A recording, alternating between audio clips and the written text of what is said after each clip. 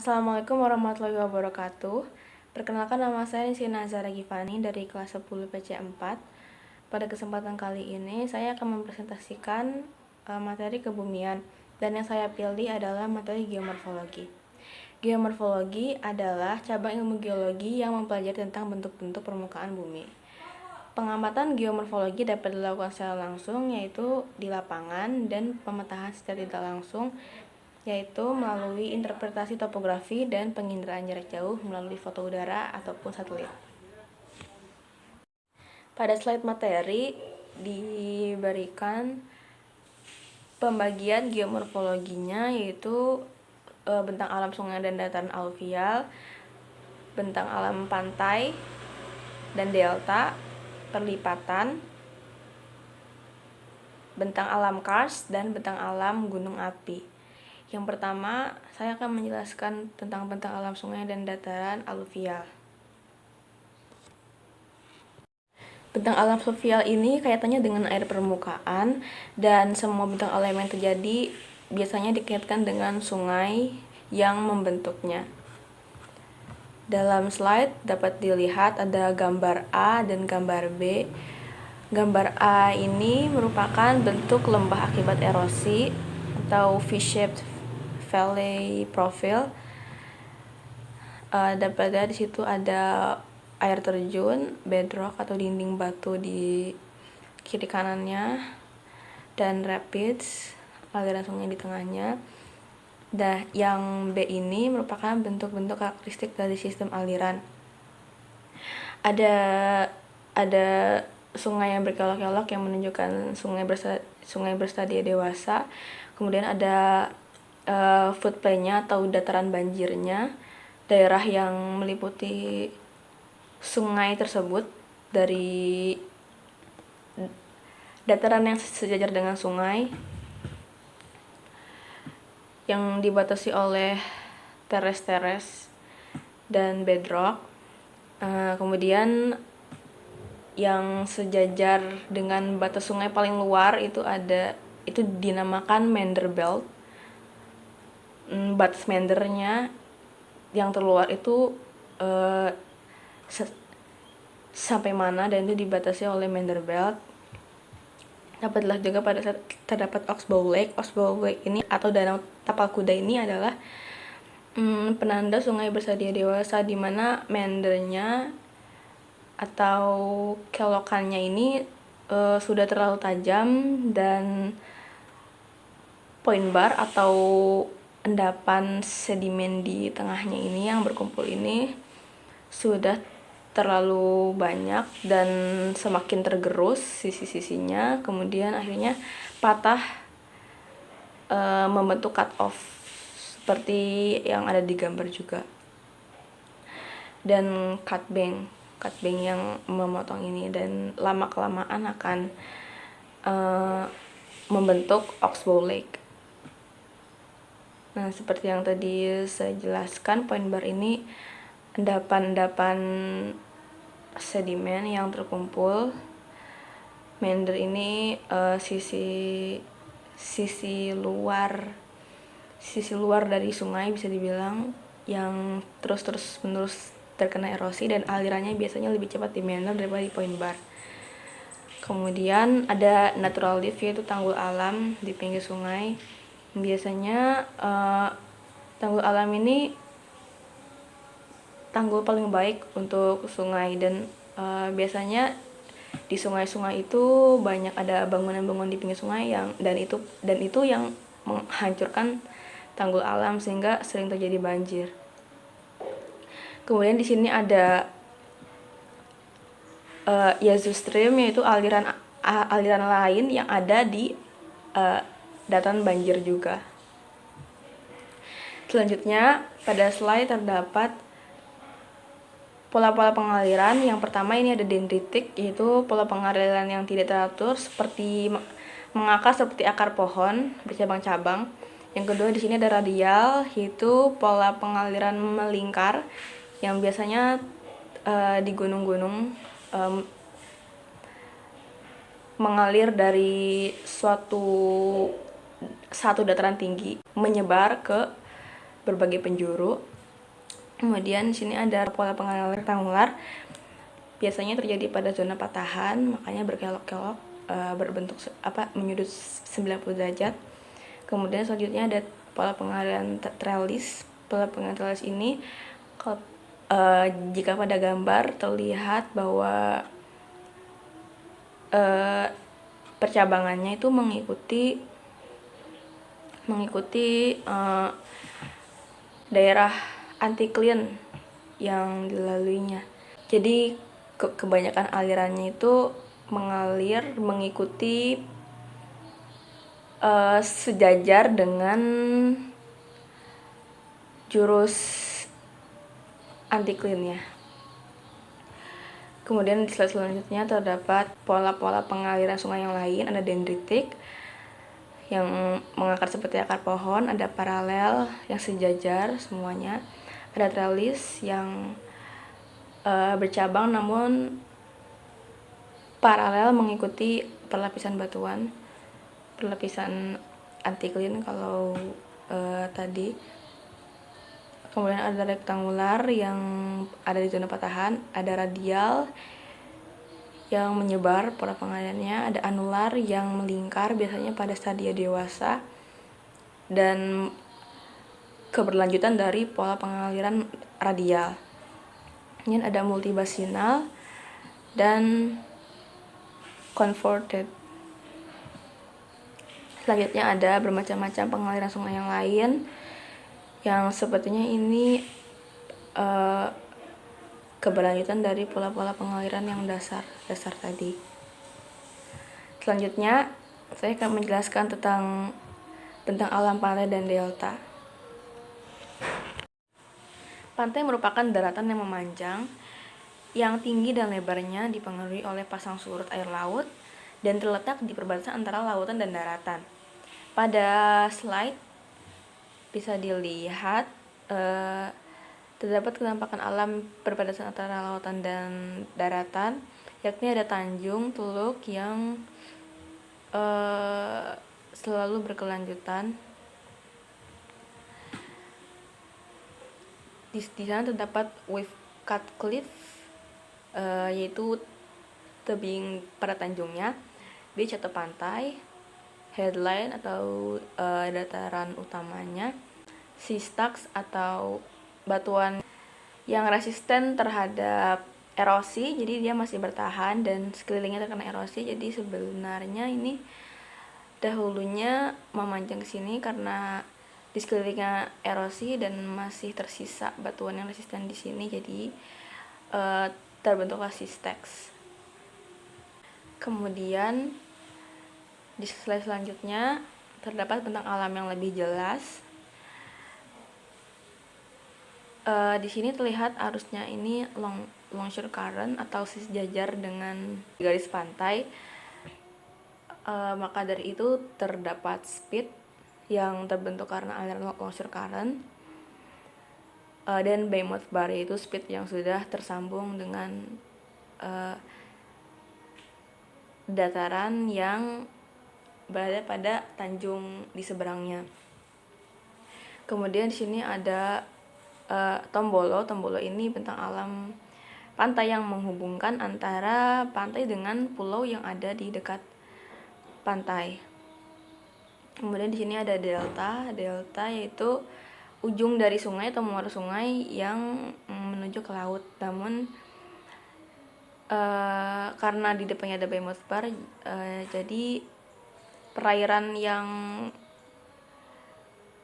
disinggahi oleh delta sungai ini biasanya disebut estuari atau laguna. Kemudian di slide selanjutnya ada bagian yang menunjukkan pengaruh pasang surut dan longshore current serta bentuk-bentuk tepi pantai yang ditimbulkan. Di sini ada dune atau pasir-pasir, gumuk-gumuk pasir pantainya. Kemudian ada tidal inlet, daerah yang menghubungkan antara laguna dengan laut lepas. Ada submerged tidal delta, yaitu sedimen-sedimen yang terbawa oleh arus airnya. Slide selanjutnya ada bagian yang menunjukkan pengaruh pembuatan groins dan breakwater serta akibat yang ditemukan karena pengaruh longshore drift. Jadi groins atau breakwater ini bangunan pantai yang memengaruhi bentang alam di sana dan ditambah oleh pengaruh longshore driftnya. Terlihat di sana original shoreline-nya atau garis pantai aslinya yang terdapat garis putus-putus merah, dan di antara dua groins terdapat erosi, pengikisan dari garis pantai sebenarnya, pengendapan di samping groins karena pengaruh dari longshore drift tersebut. Jadi mengendap di samping kirinya yang terkena arus. Kemudian terjadi deposisi pada salah satu sisi pantai yang disebabkan oleh longshore drift juga. Kemudian di slide selanjutnya kita bisa melihat pengaruh sungai atau fluvial dan perkembangan delta. Pantai konstruktif yang didominasi oleh pengaruh aliran sungai akan terbentuk di sekitar mulut sungai yang besar, yang berakhir pada laut yang tenang atau danau. Bentuk ini dikarakteristikan oleh hadirnya delta dengan bentuk seperti kaki burung, yang merupakan perkembangan dari dataran aluvial yang mencapai laut atau danau. Bentuk delta kaki burung terdiri dari rangkaian-rangkaian cabang yang disebut sebagai distributary channel yang dibatasi oleh tinggian lift dan dipisahkan swamp atau payau yang luas yang tadi bisa disebut laguna atau estuary, dan interdistributary bay. Distributary channel mengisi sedimen dari lembah aluvial ke garis pantai, yaitu tempat diendapkannya bahan pasir di distributary mudbar, dan bahan lumpur akan diteruskan ke laut terbuka. Daerah payau umumnya terdiri dari dataran limpahan yang mempunyai vegetasi lebat yang merupakan akumulasi dari endapan kaya organik seperti gambut dan batu bara muda. Di daerah teluk merupakan lingkungan laut dangkal yang seringkali diisi oleh bahan pasir berbentuk kipas yang disebut sebagai crevasse splay di dalam channel lift. Pengaruh gelombang dan pasang surut. Pantai yang didominasi gelombang dikarakteristikan oleh adanya aktivitas gelombang yang pengendapannya menghasilkan beach, barrier island, spits, Bay-Mouth Bar. Nah, bentang alam ini disebabkan oleh aktivitas gelombang yang dalam hal ini longshore current. Bentuk beach terdiri dari daerah pengaruh gelombang antara garis pasang dan surut yang disebut sebagai foreshore. Daerah yang dipengaruhi angin di atas pasang disebut sebagai backshore. Batas antara foreshore dan backshore umumnya ditandai oleh akumulasi pasir hasil hempasan angin yang ditumbuhi vegetasi yang disebut sebagai fore-dune ridge. Pertumbuhan ke arah pantai dari beach menghasilkan punggungan yang dipisahkan oleh lekukan rendah yang disebut cat eye pond. Pantai yang didominasi oleh pasang surut dikarakteristikan oleh pengaruh sedimen pantai akibat pasang surut yang diendapkan oleh tidal flood. Tidal flood umumnya terbentuk sepanjang bagian dalam dari estuarin dan laut terbuka sepanjang pantai makrotidal. Tidal flood umumnya luas, mempunyai relief rendah, terdiri dari endapan lumpur dari arus pasang surut. Tidal flood juga dipotong oleh tidal creek yang merupakan pasir dan batasnya ke arah daratan ditandai oleh supratidal marsh yang umumnya terdiri dari vegetasi yang lebat. Kemudian ada klasifikasi delta. Delta ini penyebabnya atau bentuk-bentuknya dan karakteristiknya terbagi dalam 3 kelompok besar, yaitu river dominated, wave dominated, atau tide dominated. River dominated ini yang mendominasi adalah sungai dan disebutnya delta elongate. Dan contohnya adalah sungai Mississippi. Sementara tide dominated, di mana sedimen yang paling berperan banyak pada pembentukan delta ini merupakan delta estuarin. Atau contohnya sungai Fly. Selanjutnya delta wave dominated yang dominan disebabkan oleh gelombang air laut. Dan pada gambar disebut delta Chesapeake dan contohnya sungai San Francisco. Nah, masih terdapat klasifikasi delta yang jenisnya ini bisa dibilang berada di antara kedua karakteristik delta.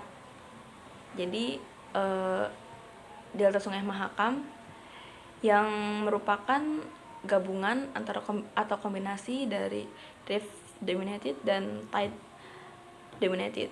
Jadi yang dominan di sini 50-50 antara karena aliran air sungai dan sedimennya.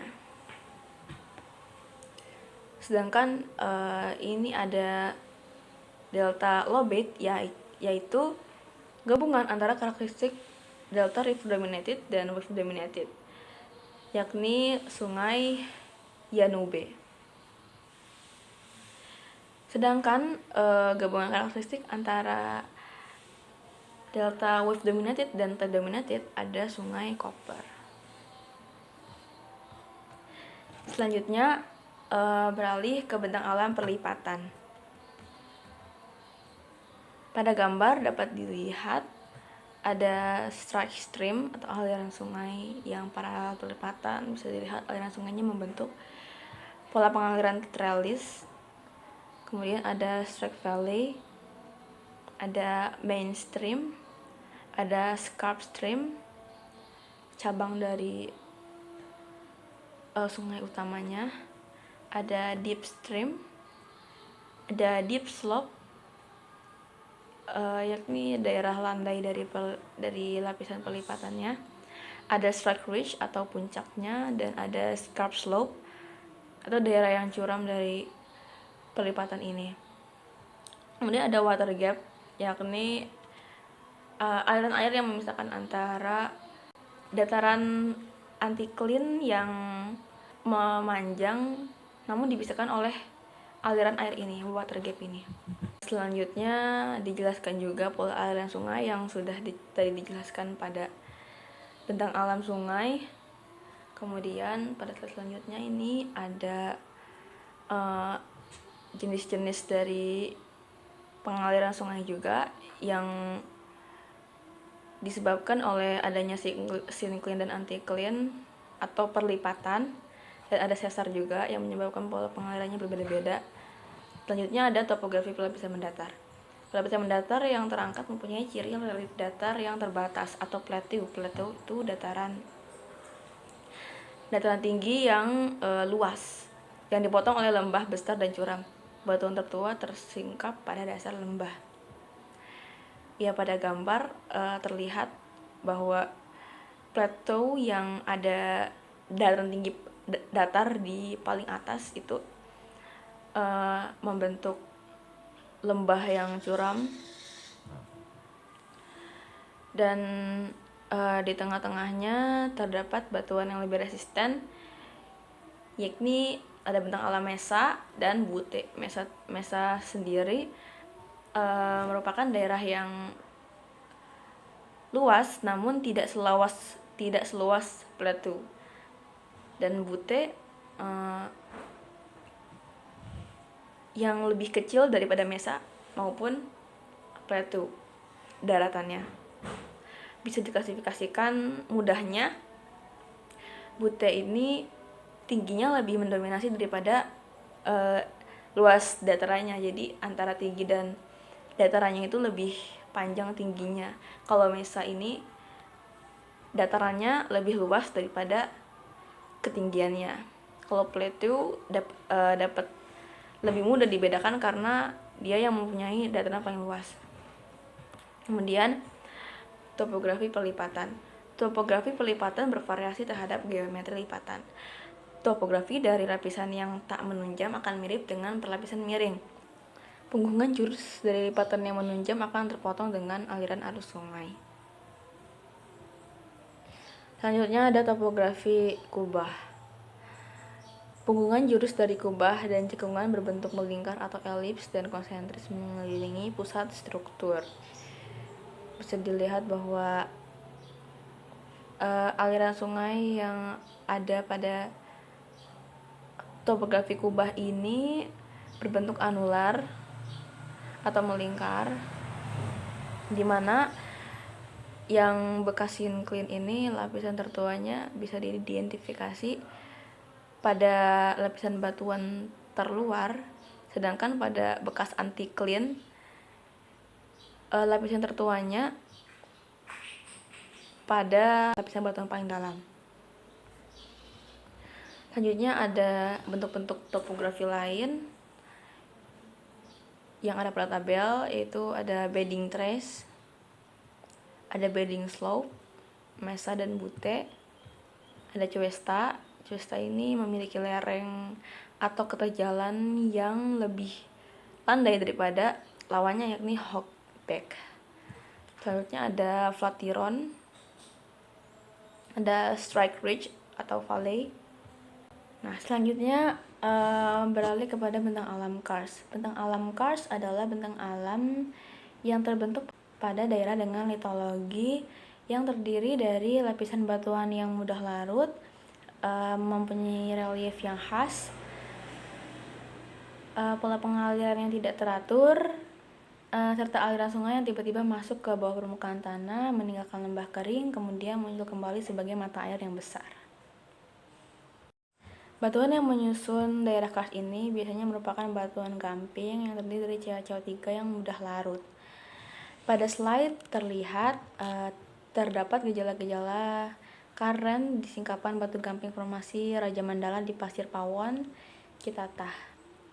Kita lihat ada daerah yang merupakan bentukan solution pits and facets, dan ada floods and runnels. Di slide selanjutnya terdapat bentuk-bentuk bentang alam karst, jenis-jenisnya, membentuk doline, polje, dan lain-lain. Selanjutnya ada jenis-jenis kelarutan batuannya, jenis-jenis peluruhan batuannya, bagaimana sampai bisa membentuk lubang dan bolong. Selanjutnya ada sama bentuk-bentuk bentang alam karst yang membentuk gua bawah tanah. Selanjutnya terdapat gambar yang lebih luas. Di sini ada sinkhole. Sinkhole ini biasanya terdapat aliran sungai atau aliran air yang tiba-tiba hilang atau masuk ke daerah bawah tanah dan membentuk lembah kering ini. Kemudian ada sinking creek. Di sini aliran sungainya, di sini lembah baru yang terbentuk akibat hilangnya aliran sungai, percabangan aliran sungai lebih tepatnya. Di sini ada sand aquifer, clay aquiclude lapisan-lapisannya. Dari atas ada water table, kemudian sand aquifer, kemudian clay aquiclude, dan di bawahnya ini terdapat tunnel dan cavern sebagai gua bawah tanah yang terbentuk karena tersusun atas batuan gamping yang mudah larut. Selanjutnya ada bentang alam gunung api. Pada gambar slide yang pertama terlihat bagan berbagai kemungkinan bentuk dan kejadian batuan beku. Di sini ada batolit atau dapur magma yang membeku menjadi batuan beku. Kemudian percabangannya ada lakolit, yakni terbentuk dari daik dulu, daik yang menunjam lapisan batuan, kemudian terbentuk lakolit yang membentuk cekungan di atas. Terlihatnya ini seperti mencembung ke atas dan membentuk retakan di atasnya. Kemudian ada volcanic plug atau volcanic neck, yakni pipa gunung berapi yang sudah tererosi, lapisan batu sedimen yang melapisinya. Kemudian ada gunung berapi yang masih aktif dan aliran lavanya. Dan sini ada stok atau semacam batuan beku yang tadinya terdapat magma di dalamnya. Selanjutnya ada topografi dan pelahiran dari batuan vulkanik. Ada volcanic neck, ada radial dike. Kemudian pada gunung berapi yang masih aktif ada kaldera, yakni bagian tengah gunung berapi di mana magma memancar dan tempat keluarnya lava. Kemudian ada shield volcano atau perisainya, batuan-batuan di sekeliling gunungnya. Kemudian ada cinder cone, yakni kerucut yang ada di daerah sekitar gunung berapi, namun bukan kerucut parasit. Di sini juga terdapat lava plateau, fissure, butte, mesa, dan inverted valley.